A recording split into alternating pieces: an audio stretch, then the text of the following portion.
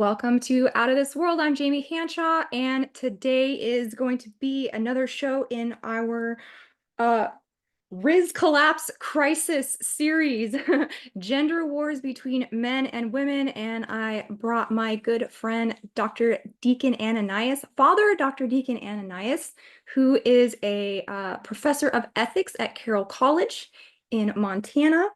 And we are going to be talking about the ethics of love, the ethical Rizzler. How about that? Because did you hear what happened to me this week? I didn't. Did you What hear happened? I finally did something interesting on Twitter. Yes, I did see that, and it Oh, got okay. the about the spider what would you call that? What Spider. is it? The spider reasoning? Yeah. Um the spider pickup lines? Yes. Okay. So, I will spend months researching something really deep, and I'll get like a presentation together that's like fire, and I'll come on here and I'll spend 3 hours talking about it and I'll upload it, and it gets, 20 hearts and, 5 shares and 2 comments.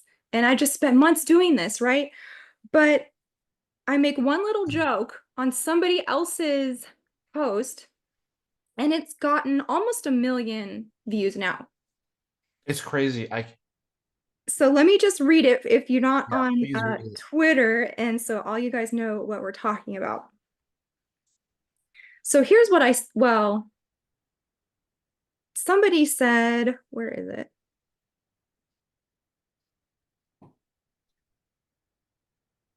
Basically, like, oh, why, if there are so many right-wing men, why are all the right-wing women single? Mhm. And my joke was, it was meant to be just like lighthearted, haha, but I got so much hate from posting this. All I said was, when a young man at our church finally got an opportunity to have a conversation with his crush, his opener was, "So what is your favorite kind of spider?" I hope this gives some insight. So it's just a little chuckle, right? I know. Hee hee. But Father, let me tell you some of these Hate comments that I got back. comments. Yeah. Jamie will be perpetually unforgiving and ungracious and wander aimlessly uninformed as to why the perfect man doesn't appear in her life. The wall and her cats might give her a hint at some point. Um, Someone called me a feminist whore. Let's see. You're a depraved individual. You seethe with contempt for any semblance of innocence. There's more mean tweets, but you get the point. So just, Now, Jamie, what did you learn? yeah, Obviously, don't make fun of children's spiders I for the love of. am the freaking nicest person. You know me, right? You're my friend. We've hung out several times, extended periods of time. Yep. I do not have a mean bone. Yeah. I You don't at all. Yeah. I don't mock people. I don't make fun of them. I don't put them down. Like, part of my morning prayers is help me not to embarrass people, right? Um, but I just got so much like vitriol just from this one little joke. I was like, the people on the internet are not okay. No, they need to Right? be.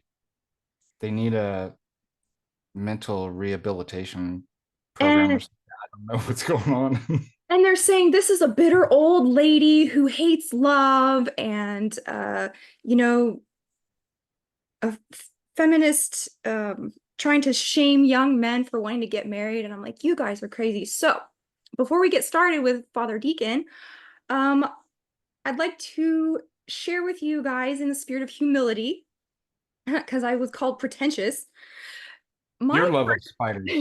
no, well, I do have a point about that, but my first time trying to impress a boy that I had a crush on went horribly, horribly wrong as well. And so I just thought people find it funny. We've all been there looking awkward in front of somebody that we fancy, right?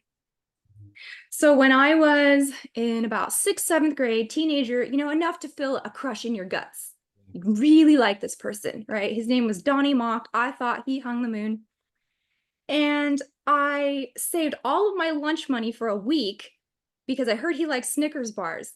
And I bought him like a group of Snickers bars, like 10 or 12, like big king size candy bars. And that's like a big deal when you're a kid, right? The king size, because they're like $1 each. Yep.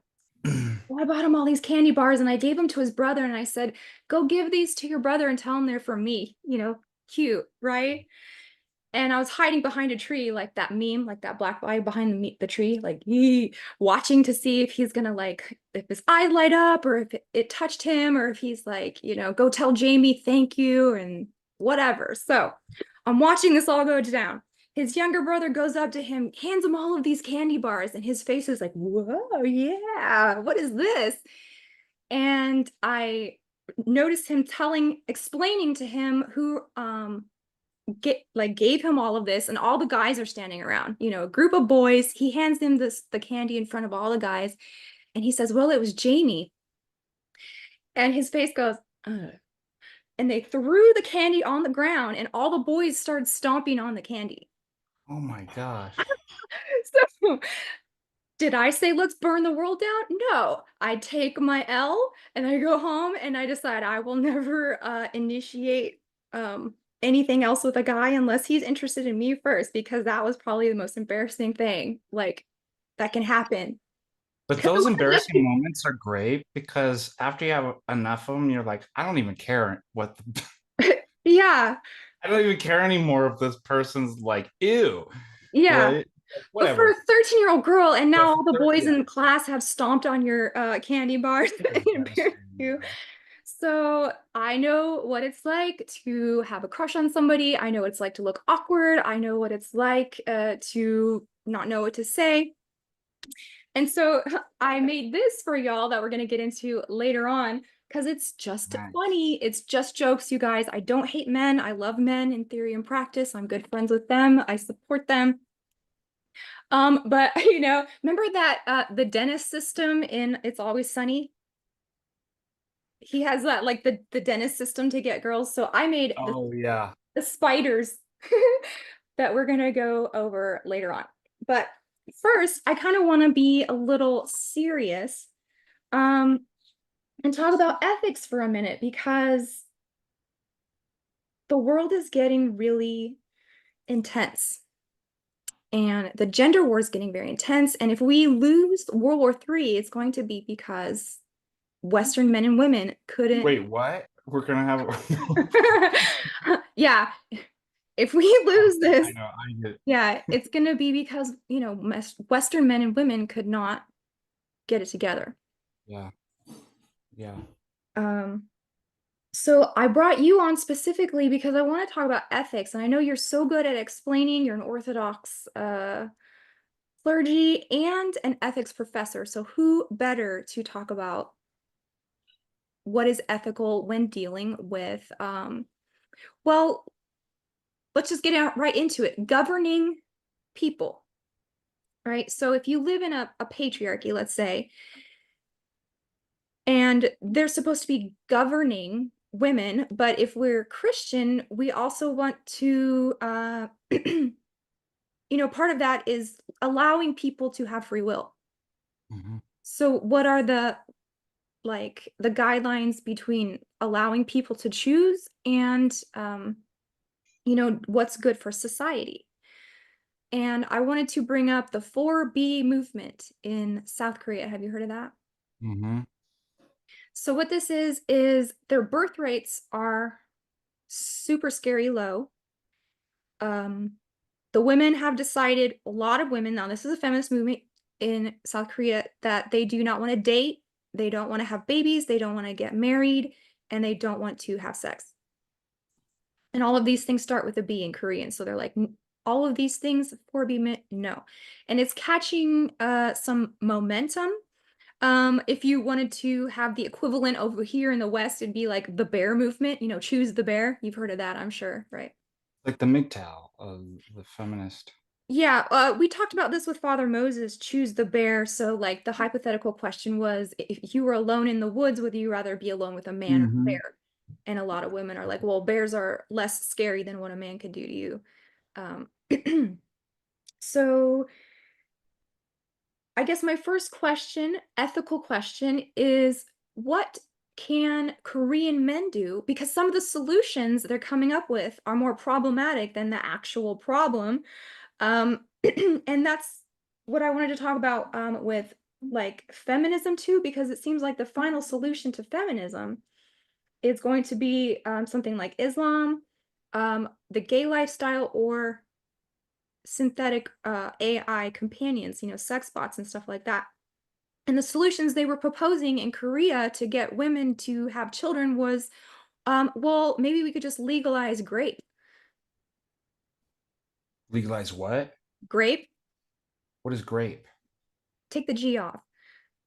Oh, you think, yeah, got it. So if Sorry, if we if sorry we for had this. that, maybe that would solve our baby making problem over here. So it's like how can you force someone to do the right thing? You can't. And so what do men have as options if women don't want to have anything to do with them? Well, I was actually thinking when you were talking about this is that not only does it not only these bad kind of lifestyle and ethical choices lead to more, it opens up like a Pandora's box. It also does the crisis reaction solution. And so there's this reaction that's going to come, which is exactly just the opposite of, it's not a tempered, it's not a middle road, it's not a royal path. It's like you said, something like grape, or total totalitarian imprisonment, or whatever the that often happens, historically speaking, that if you go too extreme in the other direction, and we've allowed this to kind of happen socially and politically and morally, it will create an opposite reaction, which is just the opposite of what you want. And then, of course, the elites could be like, oh, that's wonderful, because that's a collapse of society, community, person, the human being, in which they have a solution for that. So I think that's an extreme danger Mhm, when these kind of movements, because that's the temptation, right? Is just like, well, let's just use force and fix it. mhm, Like you said, it's like, but you can't really do that. And I'm not saying there aren't situations to use obviously force, and it's just absolute unbridled libertarian freedom or something like that. But the opposite, purely reactive, is just as devastating, plays into the hands of those coming up with a solution, mhm, shall we say. So that's a concern for me. Um, and like I said, the other things that it just opens up other kind of immoral and incorrect ideologies and lifestyles. mhm. So if you're dealing with a group that can enforce rights or unenforce them or literally overpower you to force you to do things, I don't know how to formulate a question around this. It's like, is it okay to force a woman to have a family if she doesn't want one? No, I don't think. I mean, there's obviously areas where in law we would want to force people to do certain things. That doesn't seem um, that doesn't seem right. I mean, how would that? I mean, do you know what I mean? Mhm, Doing that, yeah, I would definitely agree, would be a wrong. It'd be like a double wrong. mhm. I mean, So, think about, for example, as clergy, we want people to do, and I know the political sphere is different, because they can do more of this stuff and clergy really don't. We advise. Um, but can you imagine if we clergy force people to go to church and force them to have families or force them confess. Like, it would be awful. You can't, You right? can't do it. Because those things come from love. You want to go to confession because you love God. You want to go to liturgy. You want to do these things. If it was forced, it would It wouldn't be be love. for nothing, right? So, even if their culture is going to die out, can they take it back by force ethically? Um,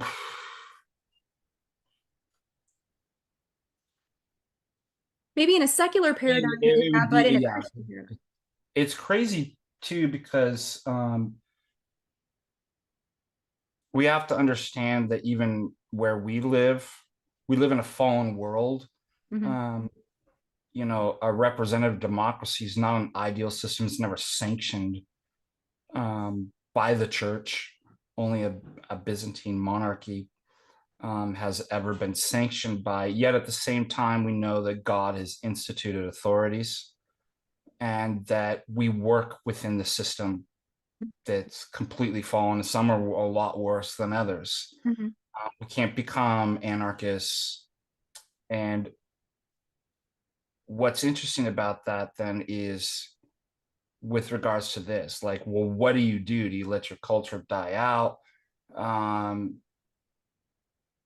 but that is an issue. I mean, if they forced, it would be, it's a handmaid's tale, right? mhm, mhm, Forced birthers. mhm, Um, Obviously, that would be separated from any semblance of a marriage and love.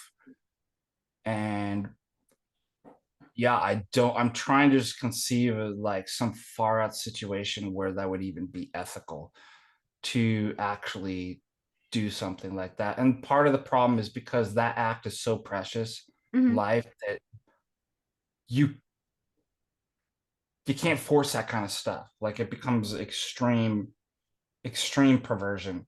mhm, Would have really negative consequences too, I think, and reactions to that. Um, However, the state could obviously, the easiest way is to provide incentives. mhm, So I don't even understand why they would even be talking about like we have to have handmaid's tale or whatever, when most people will take the incentives. mhm, There's financial incentives. Let's say there's upward social mobility incentives. So notice you're not forcing, but and this is really kind of the a better way to look at the state on most issues rather than forcing people. You provide a parameter and structures in which somebody can rightly choose virtue and choose the right actions, mhm, and you're rewarded for it. mhm, When you do that, you benefit from. That's probably the best way. Also, what you can do as far as control is I'm not against censorship at all. Like, me, I've long gone are the days when I was a libertarian. mhm, So I have no problem with censorship if it's done by the right people for the right reasons, um, and the right kind of overall. And I'm not a consequentialist utilitarian. Okay. Um, and we could talk about that later, that it might kind of sound utilitarian, but no, it's like, if that is going to preserve your society, mhm, that you bet, like, these ideas are just not allowed to be talked about or promulgated. If you have control of the media and education, where that's not allowed, mhm, I'm totally fine with that. And that the education, because it's going to have to start with um, prohibiting wrong ideas that are extremely dangerous. I mean, we do this, right? Like, this shouldn't be a shock to people. That I think most people could think in their mind of ideas that should never be allowed, maybe inciting violence or something like that. Um, Well, if it's a grave enough issue that your society's dying, you have a Malthusian death cult, and your ideology is antinatalism, um, these AI sex bots, all this, it's an ideology of death. Mm-hmm. Like you said, it's going to destroy your. Um, why are you going to be arguing about libertarianism? Like, who cares? And freedom. Mm-hmm. It's like, just ban that stuff. Now, you're not forcing somebody to do something, but it's like, just as your children, it's like, if I had children, I'd be like, absolutely not. This stuff is not allowed in the household. Mm-hmm. I think that's fine. And then a good education system. And a good education system is one that instills both intellectual and moral virtues, Mm-hmm. just like a parent. And this is a paternalistic kind of notion of the state and society, which I have no problem with. I don't Mm-hmm. think most Orthodox Christians should have a problem with that, or Because also, I'm kind of doing a microcosm macrocosm thing here. Like, what authority does the state have over its citizens? What authority does a husband have over a yeah. wife? Mhm. And these are kind of going to be correlating because a lot of states are also set up in a religious paradigm too, like Islam. So I don't know if you heard what just happened in Afghanistan recently. Maybe. Just Uh, remind me. so they just voted that women can't go outside without a man. Every piece of skin has to be covered. They cannot be found talking in public. They cannot hear a woman's voice in public or she'll be punished. Singing, talking, laughing, nothing. Just basically, you are erased from society altogether. And this is just a couple days ago, the Taliban did this. So Afghani women are under a extremely demonic, oppressive patriarchy. And a lot of people in the West are looking like at that, and then they look at us and they're like, this is what you want to bring here. Oh, You know what I mean? You want your women to wear head covers. They can't do this. They can't do that. Can't. Okay, that's all I'm hearing. Like women can't do all of these things. So what can they do? And if you take all of these things to their like logical extension, it's going to end up like women are erased from society, and all of the therefore is, childbearing and domestic labor. I'm curious to know too. I'd like to hear somebody from supporting this. Why? Like, why? Like, what's the rationale and reasoning behind doing that? Um, Now I imagine ultimately it's Being going an to be Islamic rooted. person, why do they do those things? Like Yeah, make like uh-huh. why? So is it fear of is it reactionary? Is it fear of kind of like Western influences?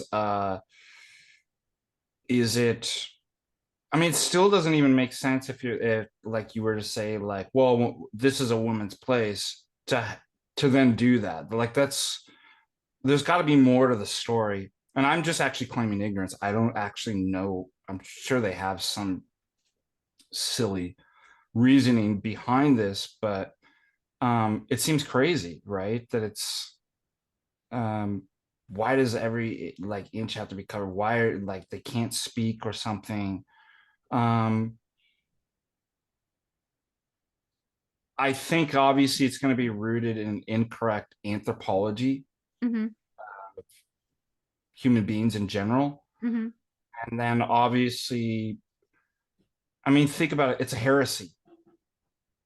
And once it's a Christian heresy in the sense that it's a heresy from Christianity coming out of like certain Christian ideas. Mm-hmm. And every heresy is a perversion of that. So if within terms of gender, like what does it mean to be a woman and what does it be a man? Everything outside of orthodoxy, every answer to that is heretical and perverted.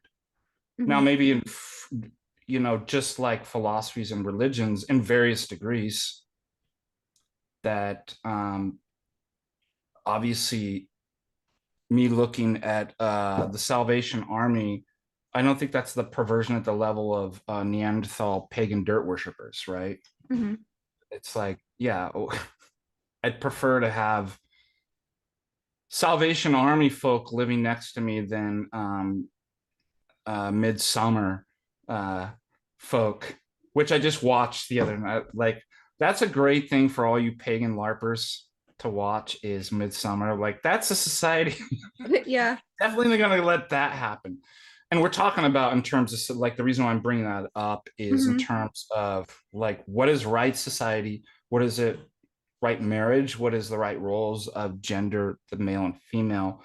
Um, Only in Orthodox you're going to find that. Hmm.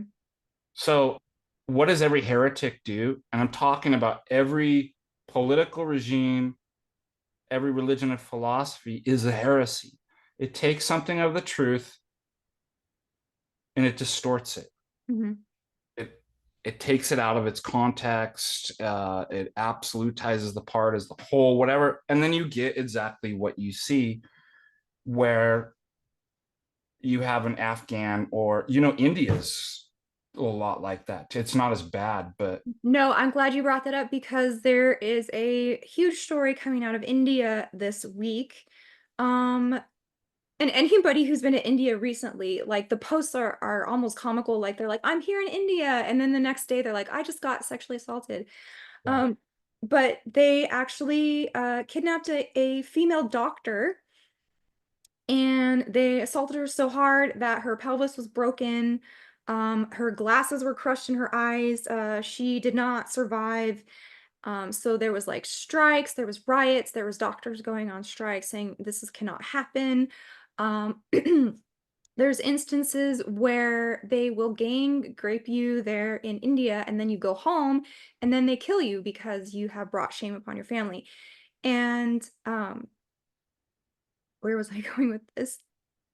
Just the entire culture in India is about teaching women how not to get raped instead of teaching men to just not do that. So it's a really weird, and that's what they say when they cover up the women in the Middle East. It's for your own protection, right? But they don't teach boys just don't do that. They teach girls don't let this happen to you, and I think that's kind of weird. And then I just saw another photo where they are uh, requiring the burqa or the full thing, I don't know what it's called. Yeah. On like little girls as young as 5 years old. And it's like, so this is put on so the men don't lust after you, but so why do you have to put it on a 5-year-old? That sounds really weird. Also keep in mind too, in both those cultures, um, inherent within their theology and social rules and philosophy is slavery. You're right. They fully condone slavery at all levels. Mhm. So they don't. So think about this in Christianity. When we quote the scripture that there is neither male nor female, no Greek nor Jew, we don't mean all are just one blob, right? There aren't ethnicities and man is a woman and woman. What does that verse obviously mean? And it's in terms of dignity and salvation. Mhm. It, Salvation is not simply for the Jews, um, and the dignity is of all, that all are children of God, equally so. Mhm. Um, And but that's what they were saying on that spider post. Like women aren't people. Women don't deserve this. They're second class that's what I'm species. saying. That comes from these other kind of societies and religions that are nowhere present in Christianity Hmm. whatsoever. And in fact, as you see in the Gospels, um, all of that, it's really kind of primitive, barbaric, kind of like desert. And I think all of the people, like at that level, so like of within history, Hmm. I think people were just really primordial and primitive. They were barbaric in terms of warfare, like all kinds of different stuff in terms of slavery. Um, and obviously, God in the Old Testament isn't condoning anything. He's trying to lift a culture and people in the world out of that. Mhm. And so, just like a priest, if somebody said, "I can't do that, Father. I can't actually do that prescription. I can't do that fast," what do you think a priest is going to say? You're going to jail. That's the law. Mhm. Um, they'll say, "What can you do? Can you meet me here?" God's doing the same thing in the Old Testament, so it's not condoning any of these things. And you certainly see that through God's continual revelation to man's heart, and history brings them out, so that, remember what it says, in the fullness of time, Kairos, Christ came into the world, everything was just right. So what happens in the Gospels is women are elevated and actually shown by the divine authority of God. Why? The women apostles, Mhm. the myrrh bearers, Mhm. right? That the testimony is actually on the women. They're the first, right? And so all this stuff starts to come undone, and all to show what? Not that we're equal in all things. So notice the false kind of dialectics that obviously Jay and I always talk about. It's not an either or, right? Mhm. You can have equal equality and differences at the same time. Equality of what? Equality of dignity. Mhm. But that doesn't mean equality in terms of the nature of a male or female, or different contexts and stuff like that. So that's important. So notice those dialectics. It's either this or it's that. And so orthodoxy transcends that. You begin to see that in the gospel, that women have a specific role. Mhm. It's an equal dignity, but it's different. Mhm. Just Um, like we would do just even within the same gender, people given different characteristics and talents and virtues, they're equal in dignity as a person, but you certainly don't put a person who's not suited to do a certain job. mhm. You realize, yeah, this is, even the way that I speak to somebody, I wouldn't speak to somebody in a certain way, because I'm like, I know their characteristics, right? They're that bothers other people. I can be more blunt about. Mhm. So it's this idea, this like, either to kind of have something just ridiculous like this.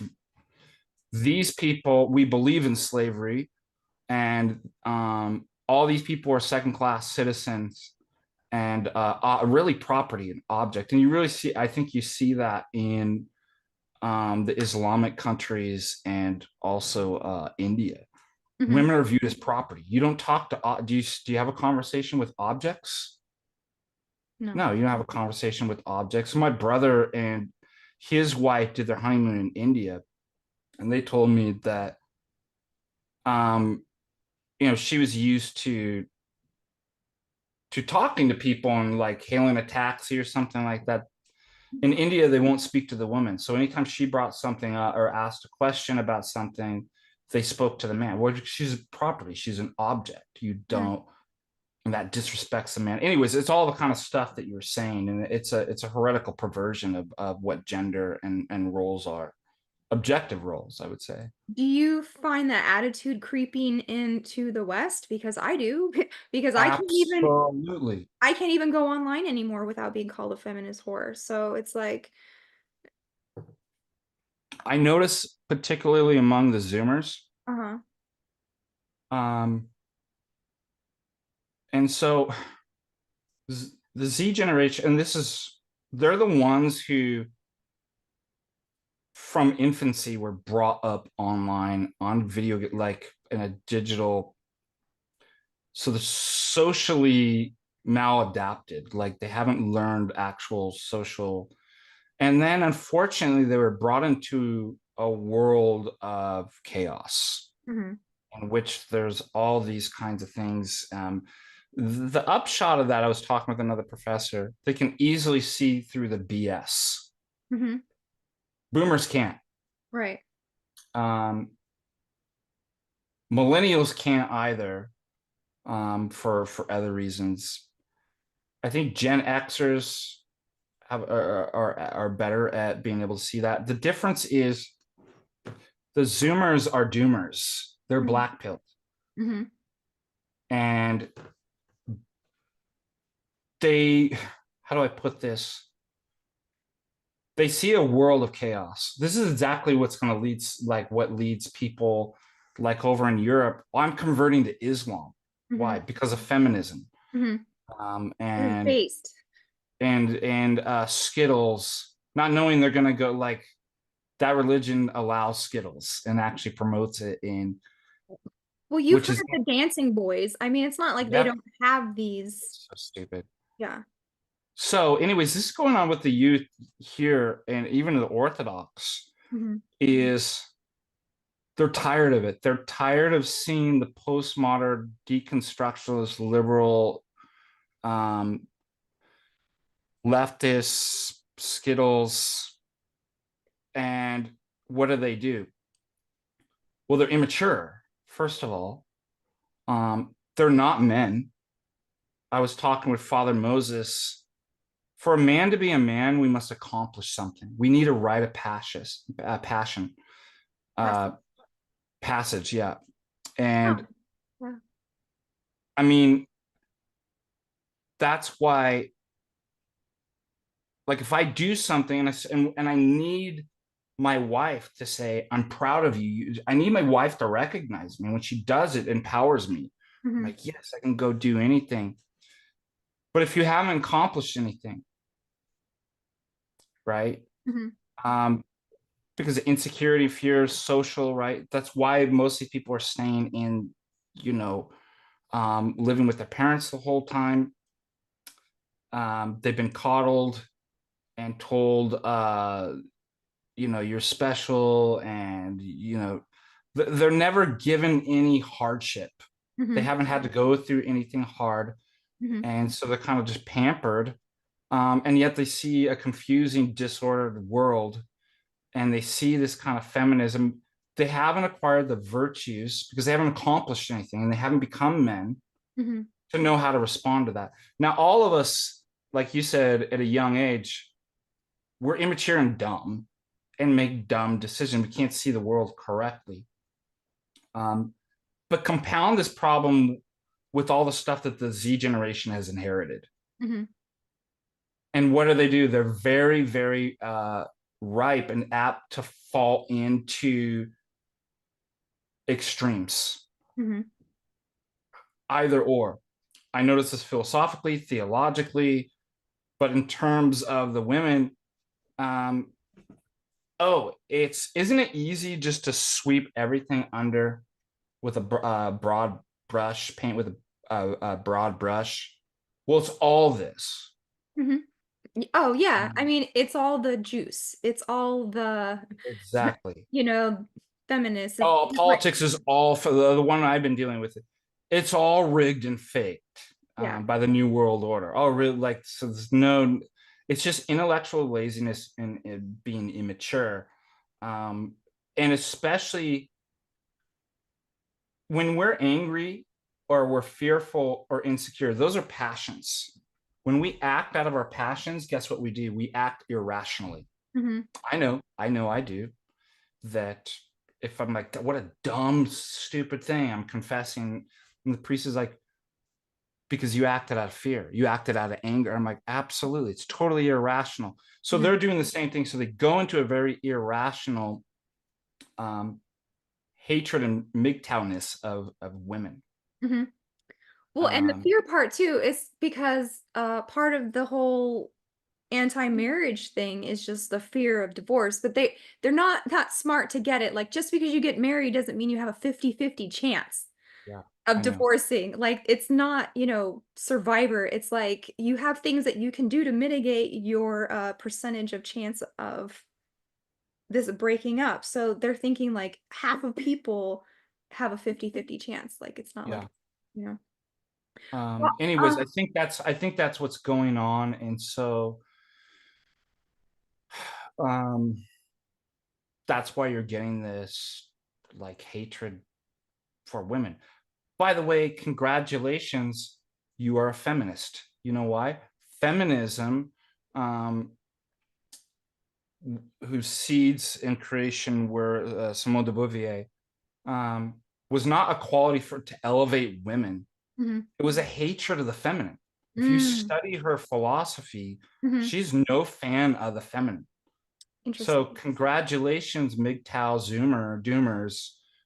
You're a feminist. You're with Simone de Beauvoir and the rest of those nutters.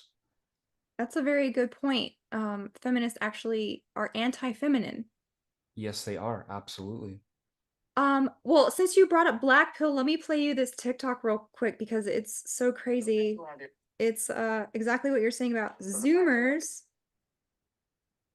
Let's see. So the Black Pill ideology essentially says that your looks, specifically your face, are going to have an enormous impact on your life. I've managed to track down one of the UK's most prominent Black Pill influencers. On Instagram, he promotes extreme techniques, all to try and get closer to Chad. All the women in the world want the best looking men. If you understand the truth, you can then start to take actions to use it in your favor. It's not uncommon for people in the looks maxing industry to get a hammer and think, okay, what part of my face would I like to improve? My cheekbones, my jaw, my chin, my orbitals are just up and down, and the same with the brow bone, up and down, almost sculpting their face out of marble. And yeah, the bones just glow. I don't know if that's entirely true. You know, I've fractured my knee, for example. Precisely. My knee is vulnerable to other breaks. So, but how do you know your bone's growing and your face just isn't swelling up because of you're hitting yourself with the whole? I mean, swelling does certainly stay around for a few days, but you've done it though. I've done it, yeah. What took you to the point of hitting yourself in the face with a hammer? It was just results. I wanted to. So, literally, this is what happens when you take too many red pills, right? If you take all the red pills at once, you're going to start hitting yourself in the face with a hammer. Wow. So, when I tell you guys that this stuff ends up in a not good place, then I'm the feminist bitch. Yeah, it's absolutely insane. Like, I didn't know what was going on at first when I was like, and then I was like, oh my God, he's actually smashing his face up. So this is what happens to young men when they get in these groups, and it's almost like cannibalizing each other. So they can't pick on women anymore. Like, you know, all their body parts and everything. They like turned on themselves and started picking on themselves and made men as insecure as they had made women in the past. Yep. Does that make sense? So now nobody it's parasitic, right? Yes. And it's a sign of the demonic that it's vampiric, parasitic, and destructive. It doesn't create anything. Mm-hmm. It's like, okay, you thought your problem was women, you removed it. Did it solve the problem? No. It's like what I said, libertarians. Let's suppose you remove the state. Does that solve your problem? Oh, well, no, because there's international global bankers that are now controlling everything. So it didn't. Hey, Origin, you had a surgical operation.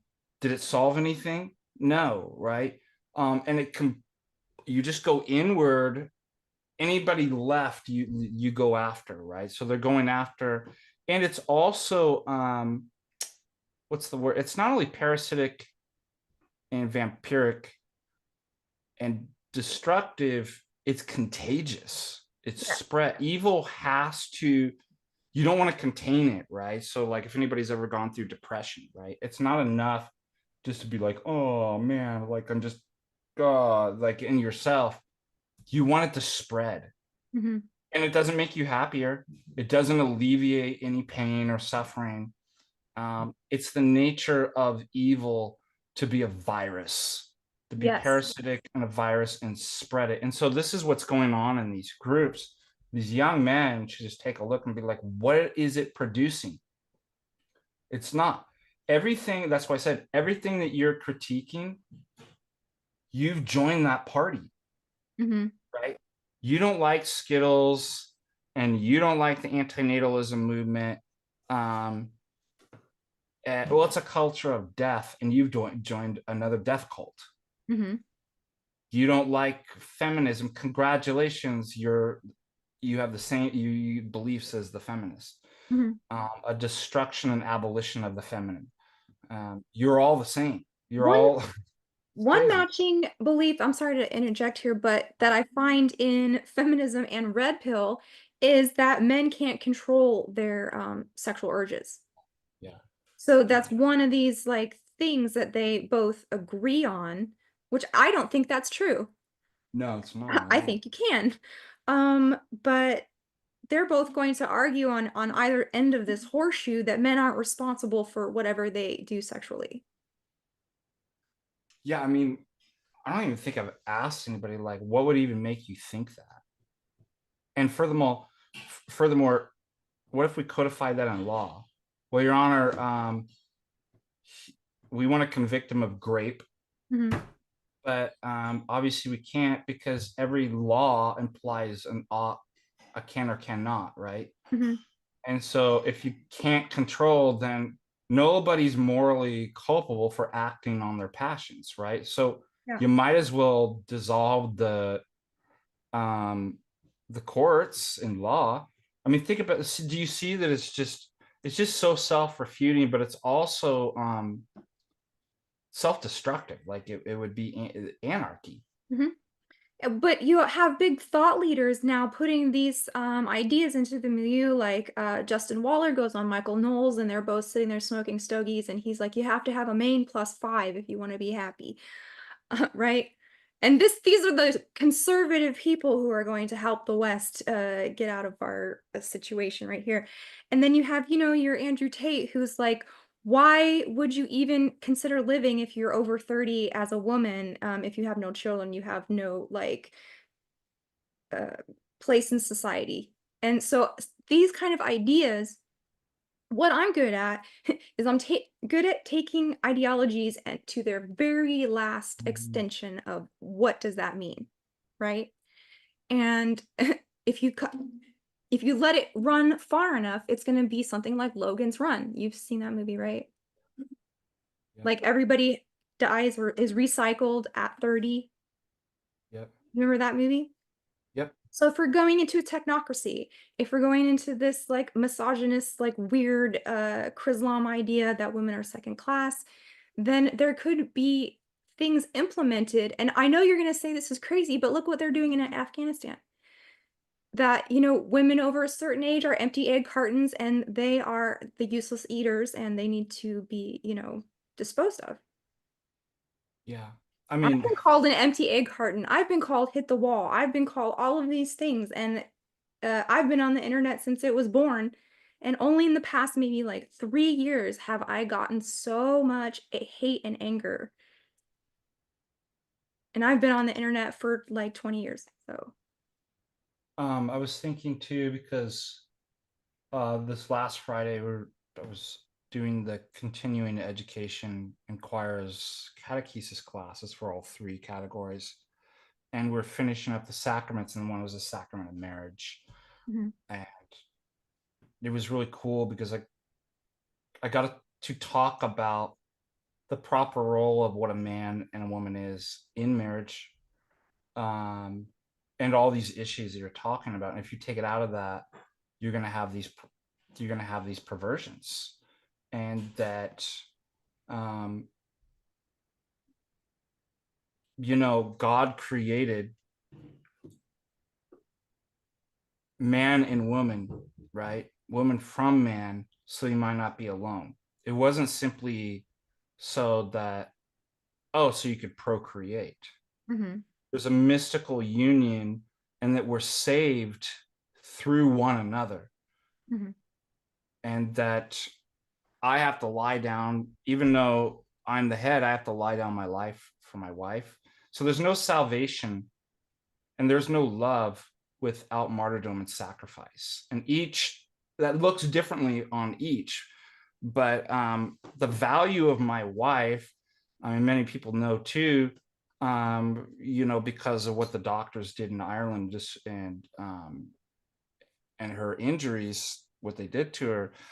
We can't have children. Does my wife not have a role in society? These people would say, yeah, like empty egg carton. Yes, Well, you're out they would of. tell you go get a younger one that's not Yeah, broken. exactly. Like, so this is divorced from the idea that my wife was given to me for my salvation. Mhm, Where is salvation in this? And if the woman is simply just object for the man to reproduce a likeness of the man, well, that's really what they think. mhm. It's narcissistic. I want to see my image. Um, My legacy, they how, call it. how are you saved? Mm, Because everything's for you. mhm, And by the way, there's only one thing you can do by you and by yourself alone, and that's go to hell. mm. Interesting. And so you're on a pathway, a highway to hell. Mhm, So with this kind of attitude, our spouses are given for our salvation. And it's a natural blessing and gift of God to be able to bear children, but uh, you know, things happen. People, you know, our hands and arms are given for life, and but sometimes we become maimed. And um, does that mean we have less dignity as a child of God? Does it mean that we're not capable of salvation because I lose a limb or something like that? No. So um, again, like I said, through all this, salvation's acquired by me. The Greek words kenosis, laying out, pouring out my life for my wife, while still being, we could talk about this, the head of the household. mhm, As a man, I'm the head of the household, and what that looks like in orthodoxy. Um, and if you don't have that conception of martyrdom and pouring your life out for the other, mhm. more than you love your own life, then you love yourself and you're a narcissist. And the devil is the archetype of narcissism. Mhm. And you will be alone. You will be alone. That's what they want. Think about the picture they're giving you, a world where I'm by myself getting what I want. Congratulations. That's hell. Mhm. You can have it if you want it. Mhm. I suggest you not go that way, but that's what I see in the manosphere, the red pill. And by the way, Father Moses and I had this talk. It's very clear to us, especially as clergy, I can tell pseudos. I Pseudo. can tell fake, right? I can tell a pseudo intellectual, a Mhm, pseudo man, mhm, right? Andrew Tate is not a man. He's actually effeminate. And so what do they got to do? Just like I was talking about, like leadership and what it means to be a true leader. If you're not a true leader, then you're a fake leader, and it's artificial what you do, and it comes off perverted. And people who have a little bit of discernment can spot the con and be like, there it is. Um, That person is not a man. I'm sorry. A yeah. bald head with a cigar degrading women doesn't make you a man. I'm so glad you brought that up because a lot of complaints that I hear is that, my husband wants to be the head of the household, but he doesn't know anything that's going on in the household. He doesn't chip in. I'm not saying anything about my life. I'm saying just what I hear, right? The grievances online. They Mm-hmm. say he won't help with chores because that's emasculating. He won't help with kids because that's emasculating, and he doesn't want to help with kids. He just wants to do his job, if that, right? He just wants to go to work for 8 hours, come home, and sit down and be catered to. And that's the lucky ones, right? Yeah, that's wrong. And sit there and say, I'm the head and I want to be served, and like, I want you to plate my food for me and serve it to me on your knees and this kind of stuff. And women are like, I can't, literally, because I'm too busy, for Yeah. one. And you haven't earned that kind of treatment, for two. And it's giving Joffrey, honestly. It's giving like baby King Joffrey. Do you know what I'm saying? No, what's Baby King Joffrey? From Game of Thrones. Oh, I never watched. I've never Oh. watched. I told my wife the other day, I'm like, because when you turn on the TV, it has all the different streaming service. I'm like, I've never watched an episode of Game of Thrones. Like, Mhm. should I like just to be up on the vocabulary? Well, he was like a wicked spoiled kid that was, like a sociopath that became king at like age 12 or something like that. But everybody had to kowtow to him and his whims, even though he was childish. Yeah, that's a great point. Think about this. That sort of relationship in the house, does it make the husband a better man? And does it make the wife a better woman? No. No, it makes it worse. There's going to be resentment. It doesn't improve. It doesn't make him a better man. Why are we engaging in anything that doesn't make us better? It's insane. Hmm. Um, and my relationship with my wife, she's the manager. We were talking before the stream about managerial roles and stuff like that, but she's the manager of the house. Hmm. Um, I bless that. Hmm. It's great. Hmm. Does that mean that, I get to sit in my room and just think about philosophical and logical arguments all day and go teach and then she serves me? No. Again, there's times where she's tired and doesn't feel well. Hmm. And I don't want to do it. And she'll be like, can you wash those dishes up? Can you feed the cats? And my first reaction in me is like, oh, here we go. Right. Gotta work, I gotta do. And then I realize it's because I don't want to do it. I should actually do it. That's a sacrifice. Quit being. And Hmm. notice I'm not being a man when I refuse that. Because when I look inward to me, I'm like, it's an effeminate baby that cries. I don't want to do it. I don't do it like, and I'm like, so I tell myself when I'm tempted, man up and Hmm. lay down your life for your wife. If she needs your help, then do the dishes for her. Do Hmm. something nice. She's still the manager of the house. Like, I give that to her. I'm like, I love that you organize my books, sweetheart. I love you can interior decorate, you can plan the food. That's the meals. That's Hmm. fantastic. Hmm. That doesn't mean you serve me and I don't do any work here. And guess what? It makes me a better man and a better husband when I do duties like that. Hmm. And it isn't trad and chad to be like, my wife serves me and everything. Why? First of all, why do you? The only people that need to make that public, the only people that need to be like, my marriage is so awesome. We're so trad and chat that I work all day and my wife serves me and does everything, are people who are insecure, right? Hmm. Why do we have to tell people that? And again, I'm just sharing you. I'm not boasting. I'm just giving you, like, as far as like our marriage, just how this is just an orthodox way of living. Hmm. Um, Notice the difference between like the kind of overconfidence. I'm so chad and trad. Look at like this. It's fake. I can Hmm. spot it. Hmm.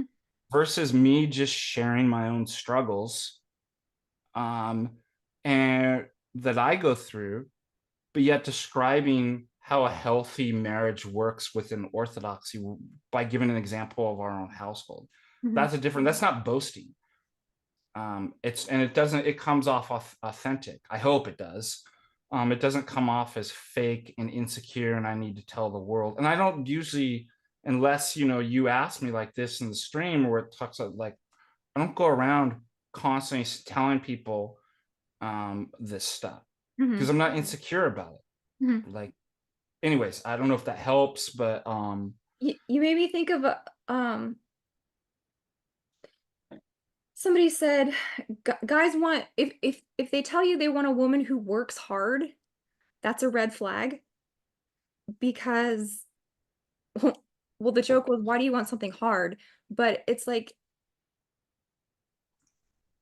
for femininity to thrive, you can't put a bunch of labor on her.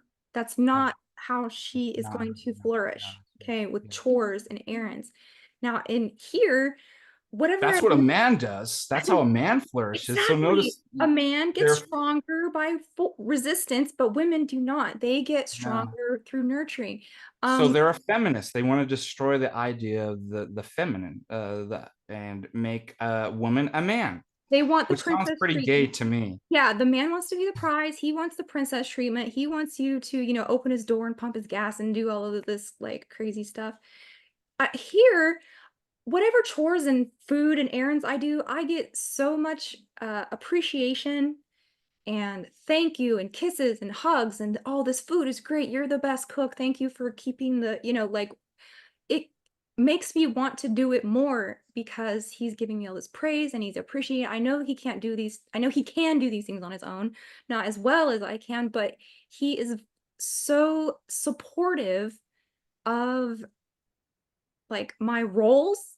Does that make sense? That I don't resent it because Yes. he is always grateful. Yeah. And it's a way for you to voluntarily lay down your life in sacrifice. It's a sacrifice, right? And then Domestic if it's labor, healthy, then the other person appreciates and is like, wow, yeah. she didn't have to do that, but she did. Isn't that? Well, let me tell you, it's like domestic labor is a sacrifice because how do I put this? You get no one's saying, "Oh yeah, you did the dishes. Here's some money. Here's some accolades. Here's some attention." Here, like no one's inviting me on a show because I kept the house clean. Okay, so for a woman, it's a very lonely. It's a very like self-sacrificial thing. It's draining. It's like it doesn't get you anything unless your husband is affectionate. He's the Yeah. only person that can make this worthwhile. Does that make Yeah. sense? Absolutely. Absolutely. That's a great point. Yeah. So the woman is not going to flourish and become more a woman by forcing labor and stress like a man would, Yeah. right? Yeah. A man thrives in that. Like I said, it is work on both ends, but it looks and there's management on both ends, but it looks different in different contexts because we're different, right? Mhm. You can't force, and I really think these red pill manosphere people, you don't realize this, you're trying to make the woman and your wife into a man, Yeah. and that is gay. Yeah, they've recognized 100%. that. They're saying, "Why don't you just go be with your friends then if you don't like me at all?" I mean, Nick Fuentes had a joke about how he was going to marry a woman who doesn't speak English, so he doesn't have to talk to her, but she can do all of the wifely duties at home. So, and so many people are like following these personalities, and I tell you, a good percentage of the hateful comments I got for that Spider-Riz thing had Groiper in the I know. name. Yeah, I know. Yeah, I don't even get me started on the gripers. Okay. They'll probably, if I said anything, they come send an army to come get me. But yeah, exactly.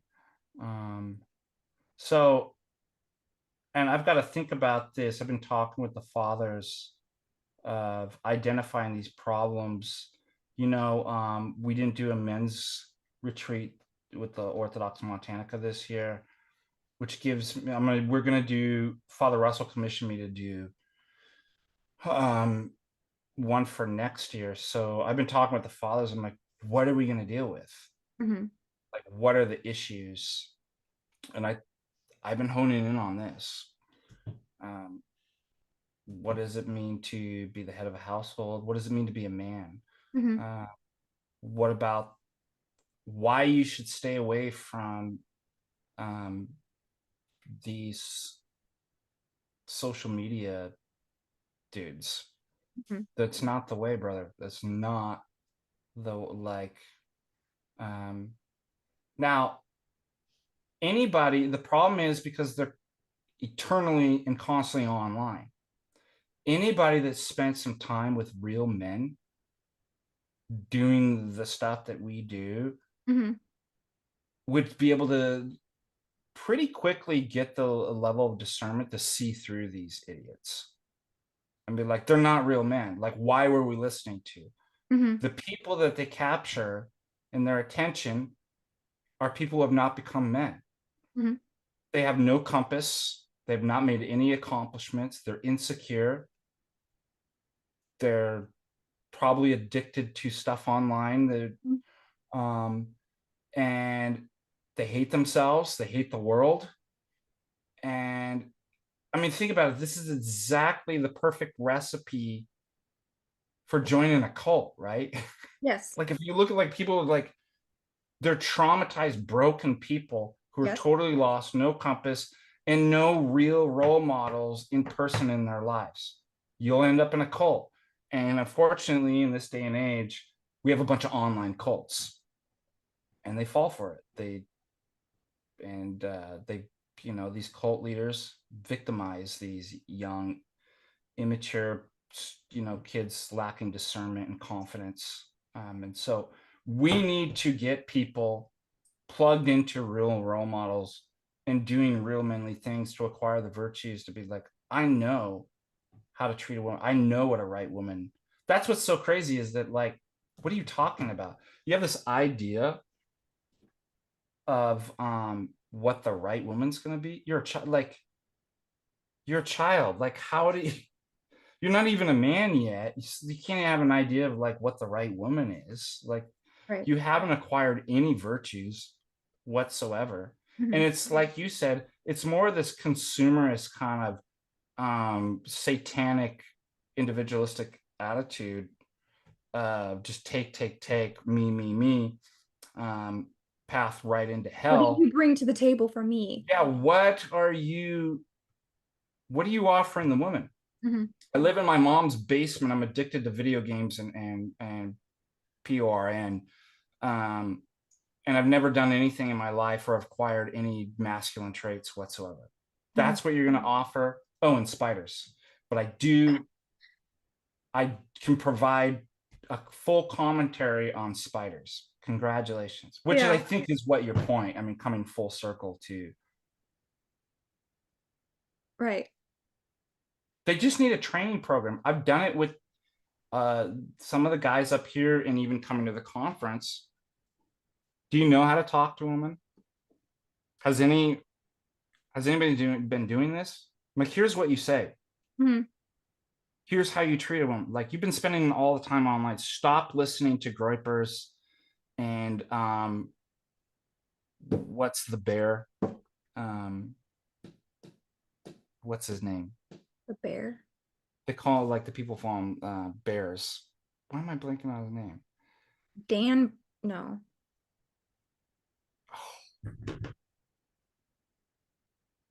Remember he went off on Jay for a while. Owen Benjamin. Oh, that guy. Uh-huh. Stop listening. Stop listening to Tates. Yeah. Stop Well, listening to, if you so I have a friend that asked me, that struggles with this, was asking me advice on dating. This would be a perfect example of like what I would train men who are giving pickup lines through asking about spiders. Mhm. Because my friend contacted me, he's like, I struggle, I don't have any success. Like, what's the formula? I'm like, well, let's just give you 4 points. Be confident, but not arrogant, Mhm. right? Sigma. What's Andrew Tate? Arrogant, not confident. Yeah. It's reversed. Right. Giving the con, that's what they call a con man. Mhm. They're pretending to be confident, a confidence man, but they're not. And they hide it behind just arrogance. Number 2, be attentive and listen to her, but not passive. Number 3, be interesting, but not overbearing. I had to learn that. Mhm. Um, I almost messed up my first date with my wife by giving her a whole rundown on metaphysics and religion within our first theology quiz at the end. Uh-huh. Number 4, be a gentleman, but not a simp. Mhm. Those are 4, just, I mean, we could add on to that, but those are things, if like in person, I would kind of like train a young man. Mhm. Like, let's work on this and put it into practice. Anyways. Sounds like we're getting close to our spider Yes. thing here. You've One got last, one too. yeah. Okay, one last subject, then we'll get to this and we'll wrap it up. What about age gap relationships, what are the ethics of that? Because they just in the Middle East tried to pass a law to make child brides legal as young as 9 years old, in accordance with the wife of Muhammad, who he married when she was 6 and they consummated when she was 9 or something like that. Um, so in the West, it's a big controversy about age gap relationships because the red pill is going to tell you wait till you're 45 and go get a 20-year-old. Yeah. God, we had this experience. I'm not going to name the person, and thank God they got out of this. Had come to me, and they're like in their 30s, and they were like, "My wife's going to be a 17-year-old." I'm like, "What are you, a perv? Like, what's the matter with you?" Yeah. My first thought is like, you've been watching stuff online, like you're addicted to something online. That's my first thought. Mhm. Like, it's not a natural way of like thinking. So you were corrupted, and the person proceeded to argue with me, and I said, "You know what? I'm just a deacon. Go talk to the priest about this." Mm. And the person came back, said the priest said the exact same things that you did. I'm like, I know you. I'm not making this stuff up. Yeah. The, and he didn't know, and many people don't know, there are canonical rules on age age gaps. Okay. So I believe it is 10 years, you need a blessing from the bishop. Like if there's a more than a 10 years gap. Mhm. Now again, there's no hard and fast rule with the canons in Orthodoxy. They might look different in different situations because obviously it's like, yeah, but she's 70 and he's 80. It's like, okay, right? So a rule is a kind of guideline, Mhm. but no, the church does not bless out of hand a 30-year-old marrying a 20-year-old. It's Mhm. too big of an age gap. Mhm. And I can explain why. There might be some, again, rare conditions, but it needs a blessing. So guess what? This is the great thing about Orthodoxy. We all come in going, we should, the prescription. I don't know what I'm doing. I don't know what I'm talking about. Well, that's fantastic. We have people who are wiser, who acquired virtues and discernment that guide you through. They're called the clergy, and they're tapping into a resource of over 2,000 years of tradition of wisdom. And so we can guide you through that. And so that's the first thing. I don't know what I'm doing with the marriage. That's a healthy attitude. I need help. I need guidance on not, well, I know what I want and I'm going to get this girl and she's going to be, no. In fact, what as clergy noticed, and the priest had brought this up, especially at those ages, those age discrepancies, like let's say 30, and I'm just picking even numbers, 30 and 20, Mhm. you're at a very intellectually and emotionally in terms of maturity, different levels. And what the priest said, she will grow out of that. And because you're more mature intellectually and emotionally at 30 than you are 20, you will naturally dominate the relationship. Mhm. But she will grow out of that. Mhm. And guess what? When she grows into maturity, she will resent you. That is a huge point that I kind of wanted to add on because it's like if you're a 45, 50-year-old man and you're looking at girls in their 20s, okay, you're already old enough to be her dad, right? And like you said, she's going to grow up more and Mm-hmm. you're going to be in the dad zone. You're going to be a provider. You're not going to be as attractive. You're not going to be as fit. You're not going to be as virile. So the older you get and the more rapidly you age, and then she's just going to be coming into her like, peak. Yeah. When you're ready to retire and sit around, she's going to have all this energy. She's going to be looking at you. Oh, he's got gray hair. He's got saggy balls. Like she doesn't not going to want to have anything to do with you when And if you 20, were 20 years. dominating her, um, in kind of an authoritarian way, whether you consciously are doing or not, just because of the age, she's going to resent that. And resentment will destroy a marriage. And that's why most priests says most of those marriages failed. Like, that's why we don't prescribe that. Mhm. Now, there might be unique scenarios or something. That's why you would need to get counsel and a blessing to do. But Because again, it goes back to what you were saying. It's just to treat women as an object, and they're only there to, for eggs. And yeah. that's the argument that I heard from this gentleman. Thank God we just the person just got married, and there's little age gap, and it sounds really wonderful, and we're praying for them, and it sounds great. But the argument that I heard from a lot of these young guys is all in terms of sex, attraction, and bearing children. But Mhm. that's like one component, like that's just one natural component of the female. That's like if women took one feature, or if anybody just took one feature, let's say of the deacon, and be like, Mhm. that's all you are. So it's thoroughly reductive, Mhm. right? It's like, I'm finding one part about you, I'm going to reduce your identity. By the way, it sounds, now that I'm speaking about it, very modern and postmodern. This kind of reduction. I Utilitarian. pick out one part and I reduce your identity to this one thing. Right. Interesting. So it's true that if all men got together, they could force women to do whatever they wanted, right? And that's what you see in Afghanistan and Yeah. places like that, right? They're all men have banded together and this is the rule and you're going to follow it or we'll kill you, right? Yeah.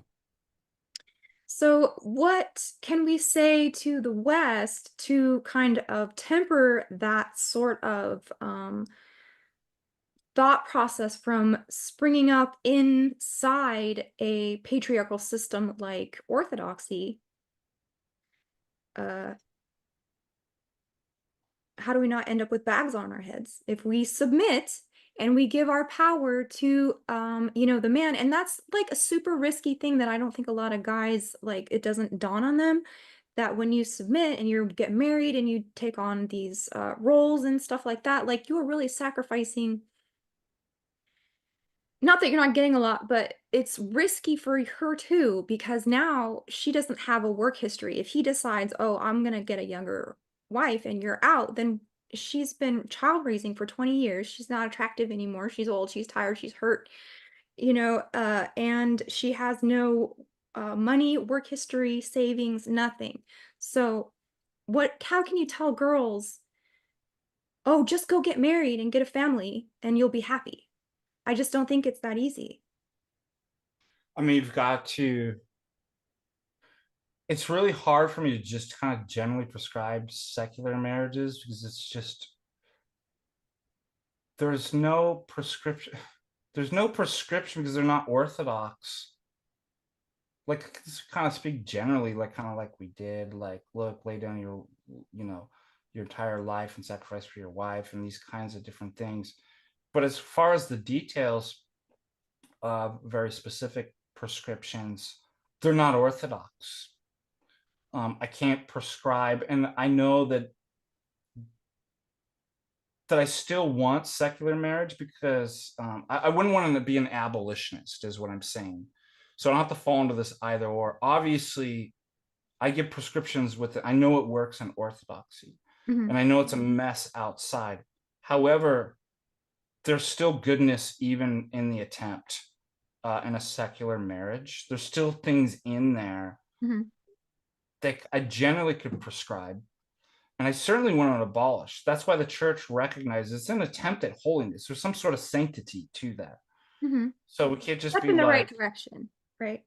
yeah, it's in the right direction. It's similar to, Protestants too. Like, I can't say that like God isn't working in their lives and um there's no sanctity there at all. It's like, well, it's not the sacraments, right? Like, it's not what's happening in the church, but may God bring you into the ark, right? May you, like, I wouldn't want to abolish, like, again, secular marriage or something like that, but Mhm, it is really difficult and it is really risky.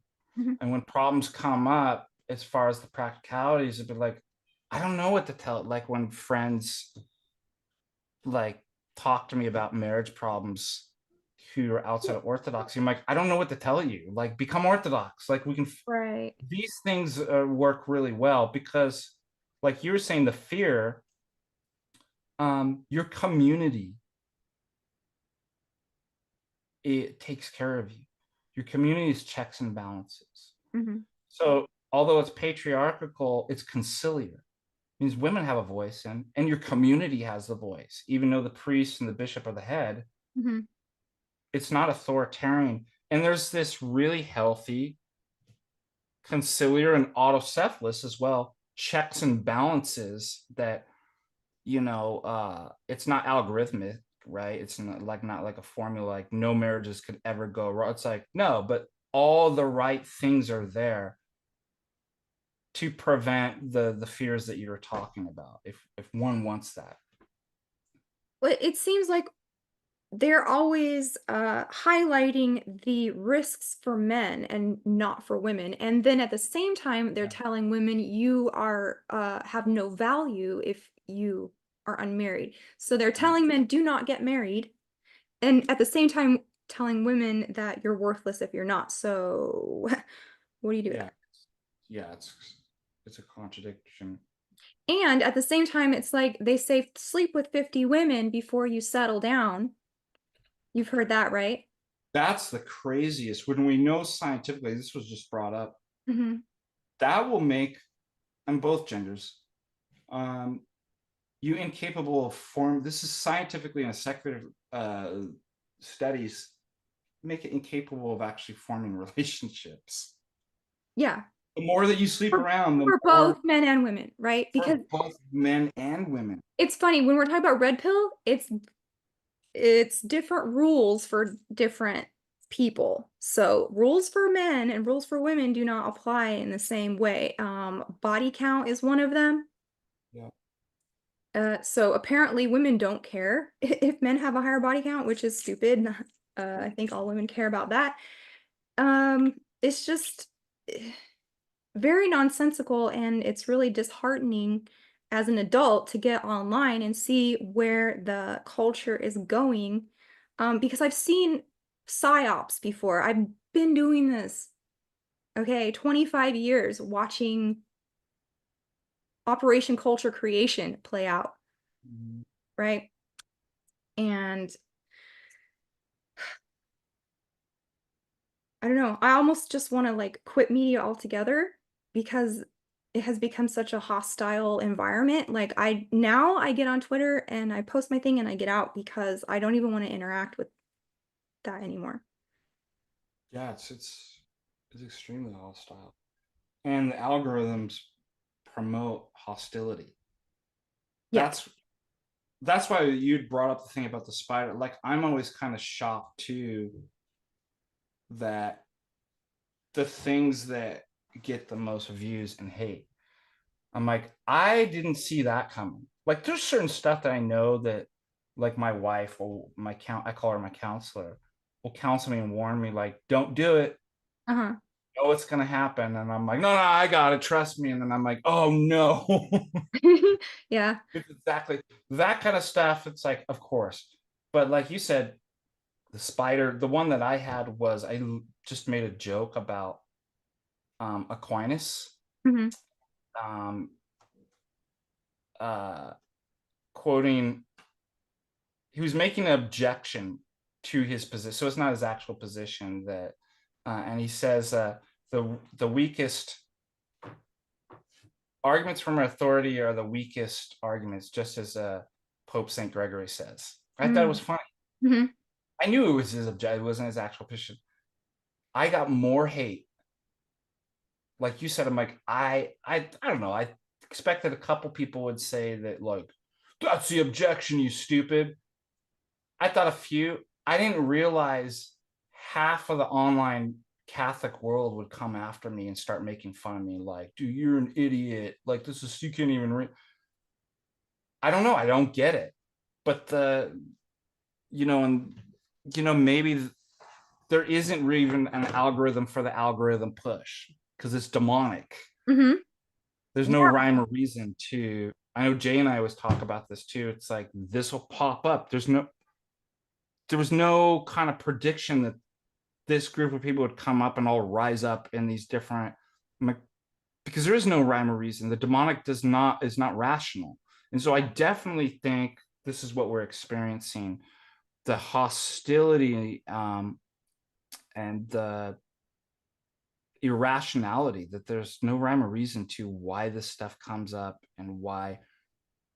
But it's awful. It's like, none of these people would even say this stuff to your face. Oh, Like, heck no. and that's part of the problem too, is Never. the fakeness and anonymity. Mm-hmm. That, oh, cool, man.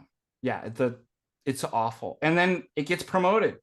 The Mm-hmm. bad stuff gets encouraged Mm-hmm. by algorithms. And yeah, I'm reading a book right now called Why You Should Delete Your Social Media right now. And it was written in 2018. And so it's gotten 10 times worse than that. But yeah, he was a person who worked for social media companies. And he was like, this is incredibly harmful to your psyche, to society. It's probably everything that's wrong in the world. And he has all these reasons and data and Probably the facts. cause of the rise of autism too. I Yes, that's guarantee. why you're talking about spiders to your crush instead of just being normal. So if we can't force women ethically to bend to, a will of patriarchy, then you're going to have to persuade them, right? And I think this is the heart of the issue, because God doesn't force us to love him. He doesn't force us to participate. He persuades us through love, through, Yeah, logic, through like with patience. examples. Yes, he doesn't just knock us down and drag us into a cave and said, now we're married. He is there. He's like, he's God, and he lets us choose him. So that's kind of how I see how it's going to have to go down with women. You can let them choose you or not. But there are things that you can do to make yourself more attractive and Here we go. Yes, get it. worthy of having a family, because I don't think that everybody deserves to get married and have children at this point. Yeah, these people need to get the. By the way, I was just gonna say, and then you can pop up the. It'll be a great segue into the the thing that you have there to explain how you could better yourself. You know how my wife trusts me? I talked about this in the sacrament of marriage. Um, to be the head of the household, Mm-hmm. because I became the example of a head of a household. I became a right man. I'm not a perfect man. I'm not saying that, but the way that people will trust us, I'm not just talking about men, but anybody, um, is you become a trustworthy person. You become the incarnation of that virtue, Mm-hmm. right? Mm-hmm. That's the persuasion.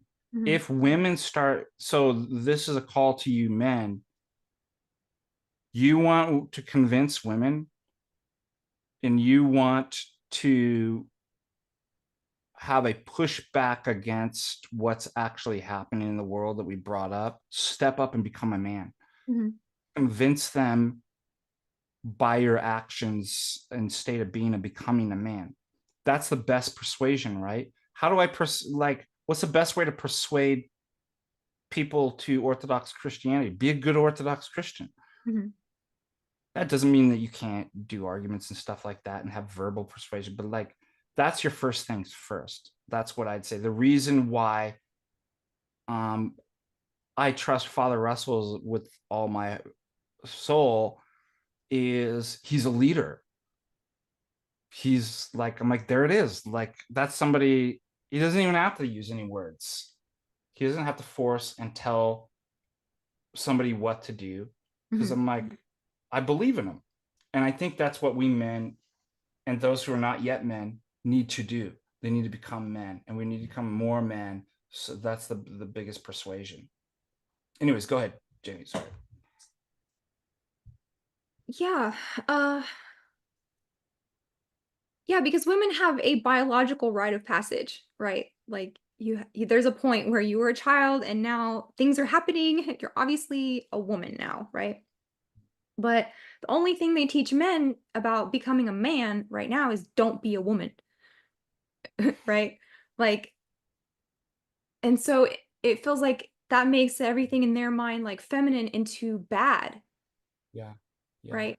And I hear a lot of traits like that's so feminine, lying, that's feminine, cowardice, that's feminine. I'm like, I've heard that too. It's crazy. I I've don't even think heard this those in are Orthodox female circles. things. Those are like asshole things. It's not because it's a feminine Yeah, thing. my wife asked me this a couple months ago. She was like, "What's the Orthodox position on like are these things intrinsically like feminine traits?" I'm like, "No." I'm Right. like, "It's wrong." I'm like, I know there's people in Orthodoxy online saying this stuff, and I'm like, "That's crazy." Um, the whole point is that there are masculine and feminine traits.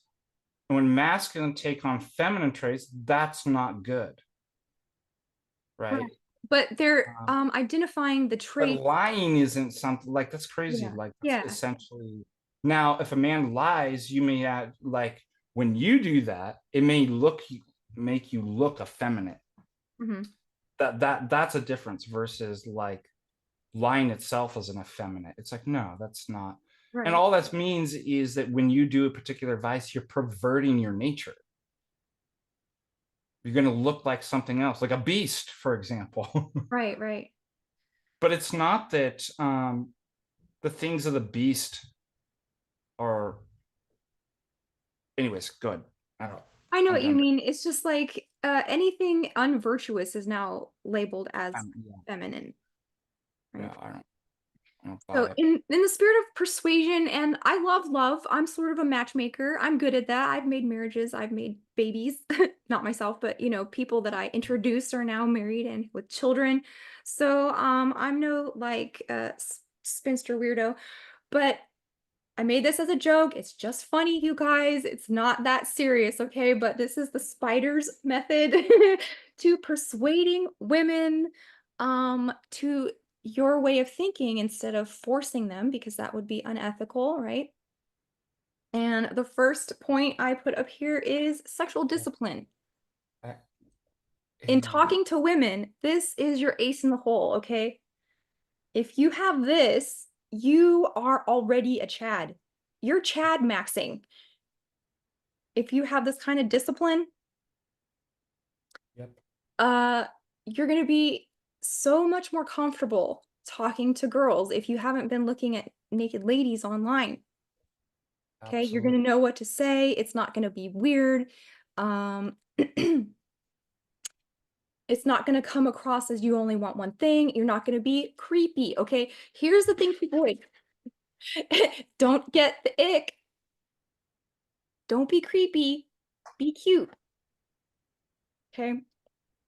So if you're watching too much porn, if you're saying, join my polycule, if you're talking about polygamy is the God's way, all of these weird ideas, okay, it's not gonna fly. What do you think? Oh, yeah, absolutely. It reminds me too. Do you remember? Was it Gladiator?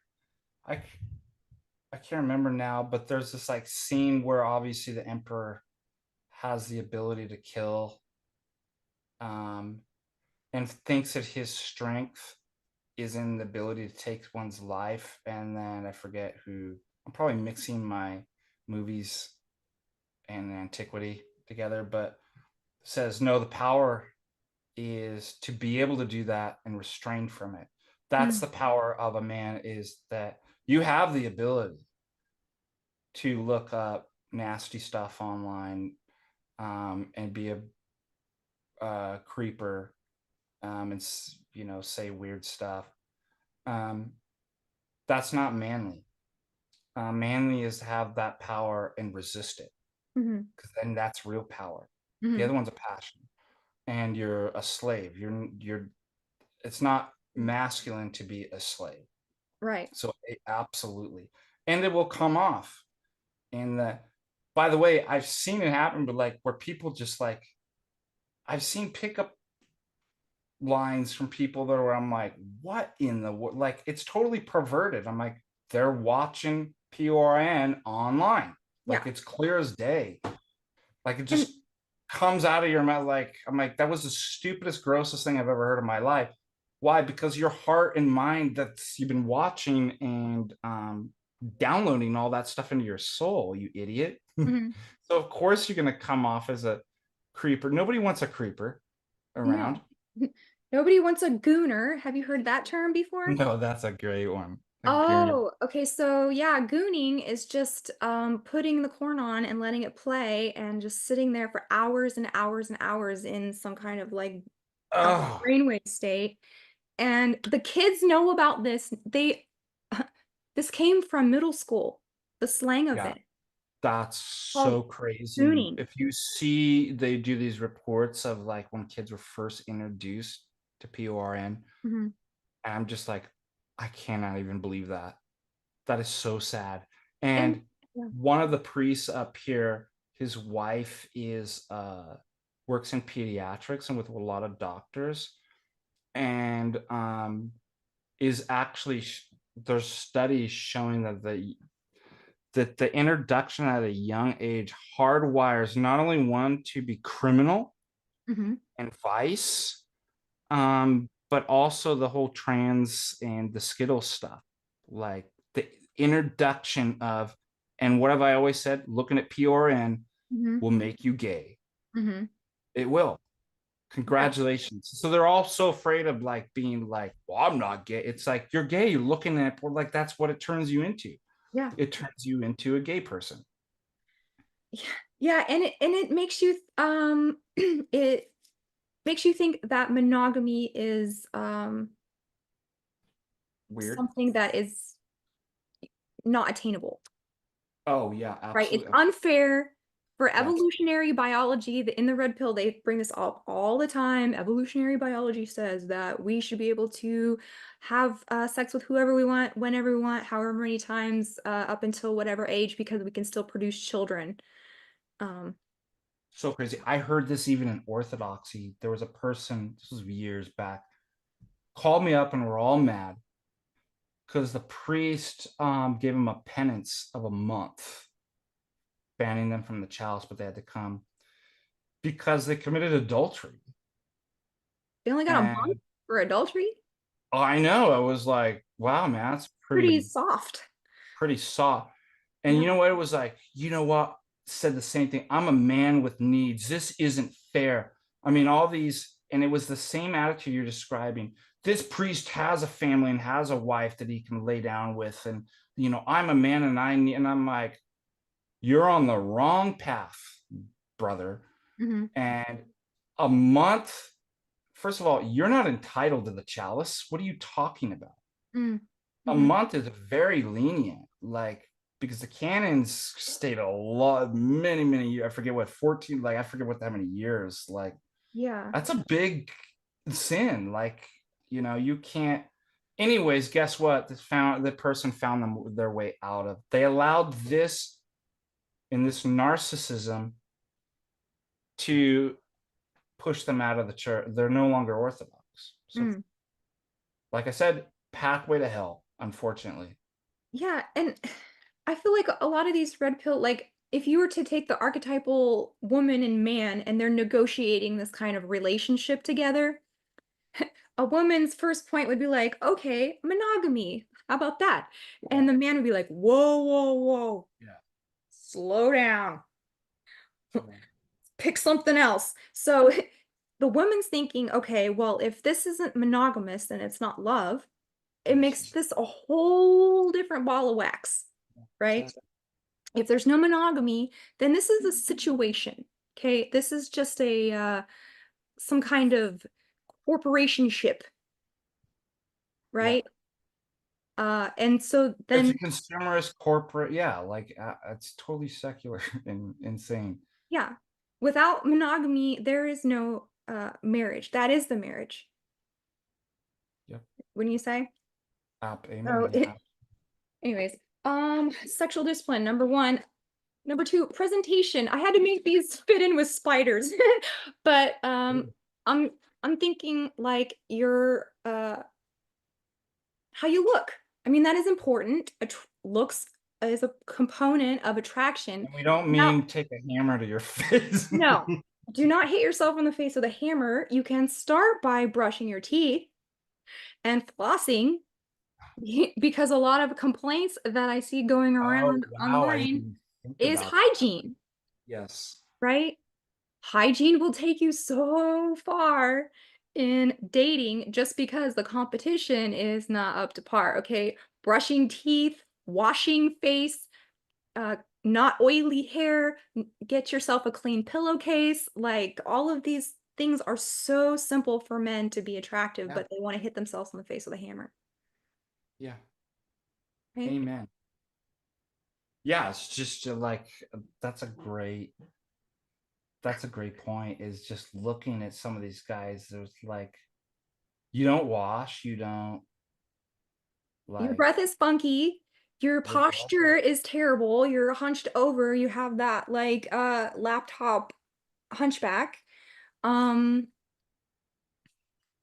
you need to wash your sheets and your pillowcases so you don't get all that acne acne. and blackheads and And yeah, part of this goes into diet too, because you know that eat right.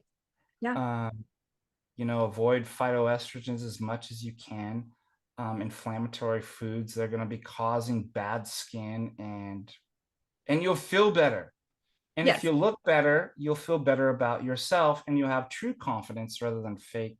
Yeah, absolutely. Yeah, healthy people are attractive people. You don't have to be a supermodel Chad, okay? You just have to not have like Yeah, the twists. bar is set pretty low these days, so you don't have to worry. The bar is on the floor, honey.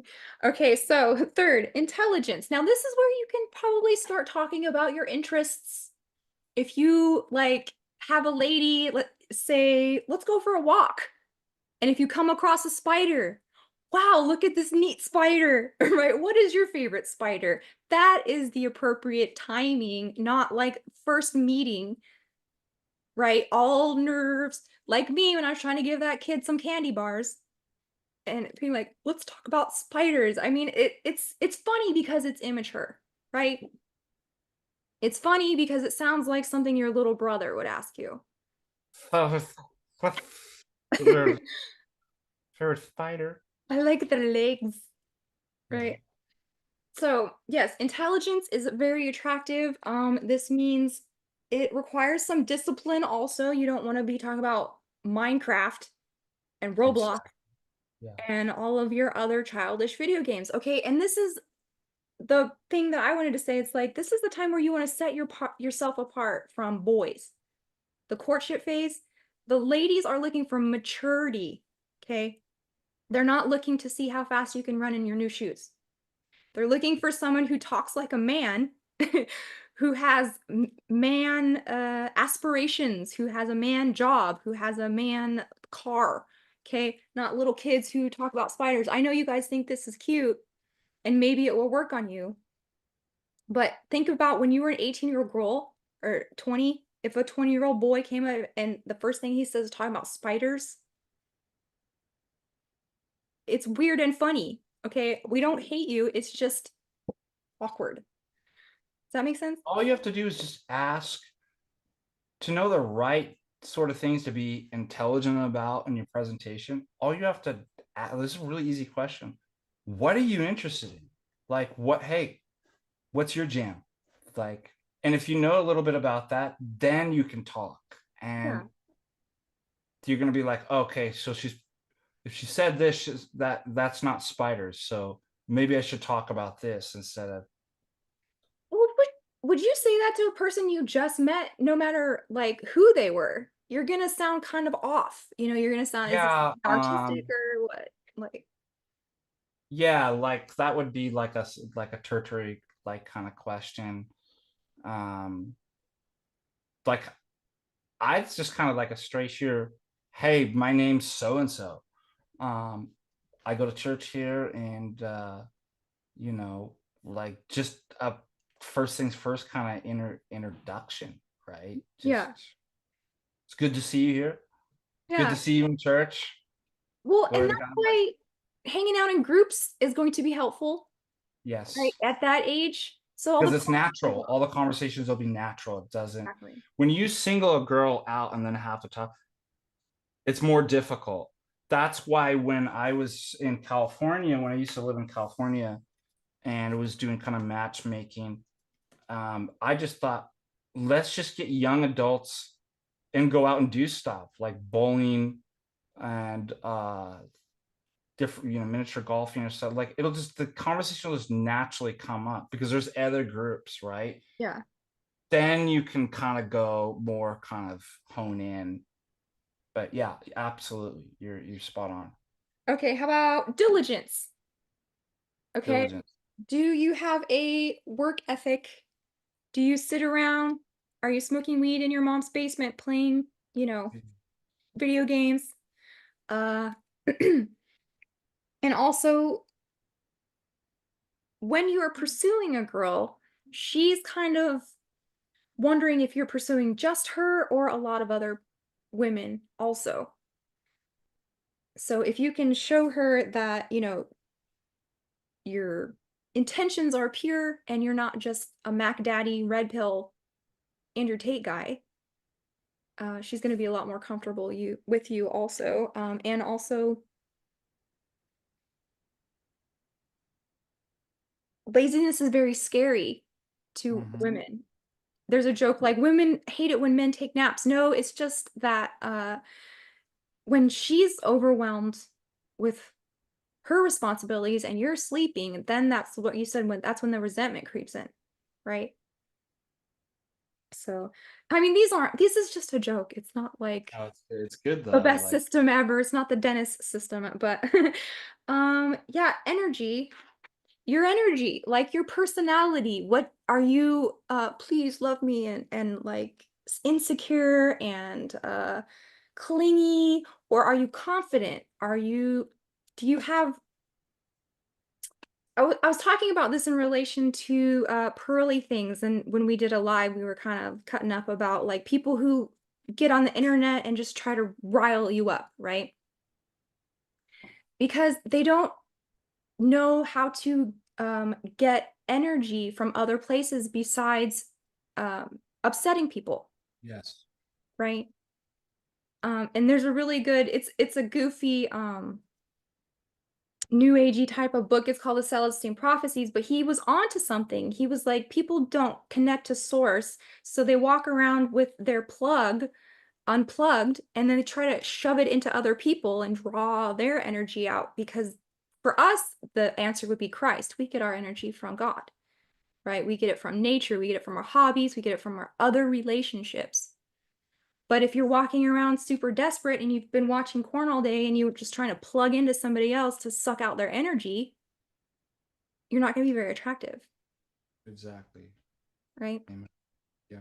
Oh, and another thing about the sexual discipline, when I was going to say, is leading with sexuality is no fun for anybody. When you're overtly sexual all the time, it's really making people uncomfortable. Okay, it's not because you're hot, it's Yeah. because you have a hole inside of you that needs to be filled. And, you know, leading first with sexuality is really actually kind of embarrassing, and you're embarrassing us, men and women. Nobody Ab- likes it when the guy comes around and hits on their girls. Okay, nobody likes it when the girl comes around in her skimpy outfits to the Paw Patrol birthday party in like see-through mesh. Okay, they're gonna tell you to go home and change. So that makes sense. yeah. This is great. And then for R, we've got, obviously the virtues, righteousness. Yes. Are you honest? Are you patient? Are you kind? Are you long-suffering? Do you attend church? Do you love God? Like, do you possess the fortitude that it takes to actually take a family to the end in a successful way? Right? you have anything to say about righteousness? I mean, a good woman that you want to attract, that is attractive, is a good man who's acquired like virtue. Yeah. Um, Honest. women can pick up on that. Yeah. Like, exactly. Yeah. Calm. Yeah. And then the last one was obviously sense of humor. Okay. If you can make a girl laugh, you can probably kiss her. Absolutely. Yeah. Right. And this just like perfectly illustrated my point is that all these guys taking Spider Bro to heart and taking it so hard, you have no sense of freaking humor, man. It's just children. It's just courtship. It happens to everybody. You don't have to like commit uh seppuku just because you got embarrassed. It's not that deep, right? And nobody likes to be around an angry person. So, if you don't take yourself so seriously, even if Spider Bro, ha ha, that was the dumb line I said 2 years ago when I was a young kid, and I like it, you Yeah. have to be able to laugh at yourself. Otherwise, you're going to be in some kind of weird demonic pride. Yep. And then you'll be angry. It'll You'll all be come angry. out. Yeah. Yes. So all of these people who responded to that in anger, probably that is their biggest problem. Like you're your own worst enemy, not being able to just laugh at something funny that I had no mallet intent whatsoever to embarrass or shame anybody. Um, and they just got so butthurt about it because they're already angry. And the other thing I noticed too is that I've always predicted that society would devolve to a point where people don't even get humor. Yeah. And if they do, they Jay don't says that all allow the it. time. They don't allow it, which is exactly, uh, whether somebody actually struggles with autism or not. Our society's become super spurgy, and it's just like nothing's funny. Like it's like you can't make light of yourself. Um, Everything's taken literal, and it's like, is it Guardians of the Galaxy? What's that big guy? That's just he's like the example of autism. Yes. What's that? Yeah, I know who you're talking about because I have the same flavor of autism. Like sometimes I just do not get that you're joking because I take things literally first, and that kind of like plays into my sense of humor. If you notice how I responded back to the people who were being so aggressive Yeah. towards me. But yeah, sometimes the joke does not fly. So I get My that. wife always has to warn me because I'm extremely dry and sarcastic in my presentation. Hmm. And she was like, you got to be careful. Like, most people don't get that. Me too. Yeah. So I'm like, yeah, it backfires on me half the time. But I just figure as long as I'm laughing inside, as long as I'm laughing, that's Yeah. all that matters. Well, yeah, and I'll answer like hateful things in a literal way, and that's my sense of humor. Like somebody gave me all this gruff, and I was like, "Man, you must really like spiders," and that set him off even more. Yeah, Right. that's funny, but yeah, all excellent points um that I would agree with. And here's the thing: my old church, I knew two severely autistic people who got engaged to each other and got married.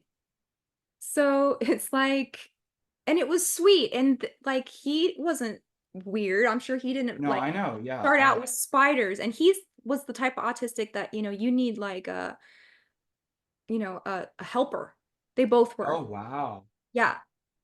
And so since they were both in the same mental space, the priest blessed it. They were like able to be self-sufficient, like they could have a job, stuff like that. But yeah, so it's possible you can find your spider mate if you pray and go to church. And even if you do open with spiders, it's not the end of the world, right? Because that's where your sense of humor, anybody who can laugh at themselves is really attractive, right?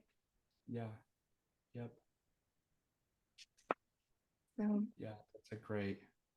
anyway, There's that's still you can use that and still come back. You could use the whole spider um buffoonery that you fell into as a joke Yeah, and make and it if spiders didn't work the first time, diligence. Just try something new, man. Like you can erase that memory if from her mind if you just like keep on trying and be diligent, all these other things. I think that's all we had to talk about. Was there anything else you want to add? no, it's very good. It was really wonderful purview of the entire landscape and so many topics there that, yeah, that's hopefully some may benefit from that advice and take it to heart and then practice. Yeah. And I know personally I was extremely insecure, um, both about my intellectual capabilities. I thought I was basically retarded, mhm. and and it basically was as far as like performance and looks. Like I just was not confident, and the only way that I got over that is I put myself out there and I practiced Mhm. until I realized, and it's kind of not taking yourself like like you'd point out as serious. I'm like, yeah, I made such stupid stuff and made mistakes, but the more you do and the more you just kind of practice in any social setting, it doesn't like just dating, it's you get better at it. And I was just like, yeah, this is what normal conversations like with people Mhm. and people of the opposite sex. This is what like, but I could only learn that and get over my insecurities by failing and throwing Yeah. myself out there and making myself vulnerable. And you just got to do it. There's no way around it. Yeah. I went to a tour guide school once and they gave us that for homework. Like they're like, go out and, ask some people on a date or just ask for things that you think that they might say no, just so you Yeah. get used to that feeling of being turned down and you know that it's not the end of the world and you don't take it so hard when someone says no. And then you realize too, the other thing is that nobody else everybody else is so caught up in their own insecurities too. They don't even know. So we have this kind of projection of like, they've all got it together. I'm the freak and the weirdo. And, they know what it's like, they don't, like, they're just like you. Yeah. They're just like, have the same insecurities, the same issues. And so, um, just get out there and, put yourself out there. You That- can't succeed in anything unless you put yourself in a potentially risky situation where it's like, yeah, I could drop the ball, I could mhm, start, and we all do with everything in life. And then you mhm. learn like, that was dumb, I shouldn't have said that, whatever. We can mull over it. I mean, I say this all, I happens all the time with me where I'm like, yeah, like maybe not all the time, I hope I'm getting better at it, but there's occasions where I'm like, God, I was so stupid, why did I say that? um Every time and I do a show, every time I do a confession, isn't it oh, just okay. no, I was just gonna say, anytime we all do confessions, isn't it like I'd said or did this stupid thing, Oh, and then I can mull over it yeah. and be like, what's the matter with you, stupid, Yeah. right? Or it's just That's be how like, I am. Every time I log off, I'm like, what an idiot. And I lay there all night thinking how stupid I am. But I just like get on with it because, lots of other people are stupid too. So it's working out.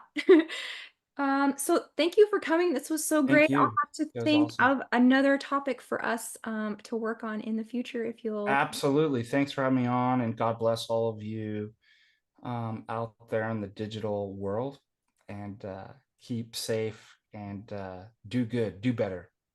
You can always do better. All Yeah. right. We'll see you spiders next time. All right.